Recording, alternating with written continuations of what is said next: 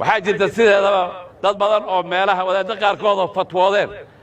maalinta ciidii iyo jumcadu hadday isku hagaagaan xataa duhur lama tukanayo kuwa dhaheen baa jira duhurkii xataa diid horta masalada saddex masale khilaafi ah laakiin khilaaf marka lagu dhaho masaladan waa khilaafi meel baa xoog badan saddex qowl markii la sheego qowl baa xoog badan qola waxay dhaheen xataa duhur lama tukanayo qolana waxay dhaheen nin walba